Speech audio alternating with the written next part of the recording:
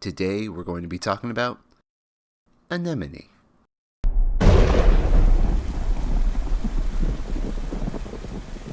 You're going to hell, brother. Family reunion.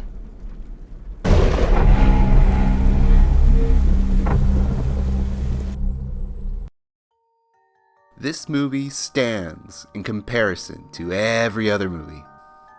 That's not true, but let's say it is. In these cold months, I feel the chill of this movie, the beauty of Ireland underfoot. And in the silence, I feel how loud everything is. I like the silence, the wind, the sleet, the cold air, and just looking and waiting and thinking and knowing what I find to be true, because when you look, the answer becomes so obvious and simple for something that seems to give you nothing at all. And in the smile of Daniel Day-Lewis, mad with joy at the end, I know him as well. So what is it? Spoilers. It's long, quiet shots of Daniel Day-Lewis's life and nature, and he'll tell 3 stories while Sean Bean sits and listens emphatically and very quietly during multiple days. And then Sean Bean will tell 1 story. The end. Cinema. It lives in the tradition of old men in the woods, days of walks on their final legs, and loving it more than they ever have, loving each other through the pain of who they still are, and looking back to see that they still need to grow after acknowledging something inside so twisted in history that only your brother can see it and dredge it up to the light for you, like only siblings can. Movies centered around family without the family there.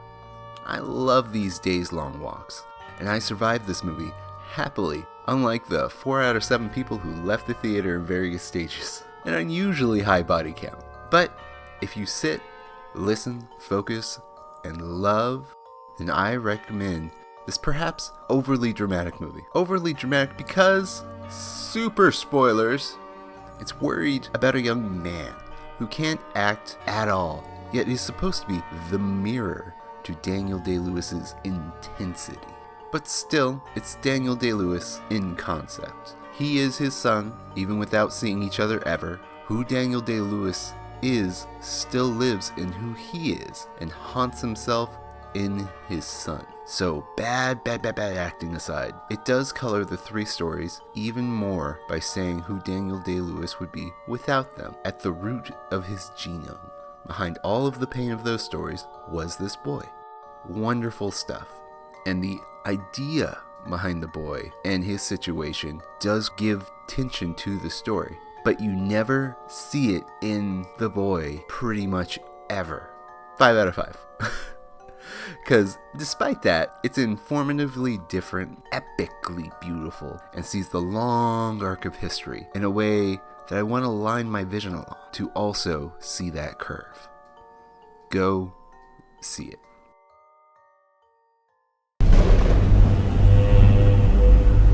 All these years, the isolation. This is it. This is my life.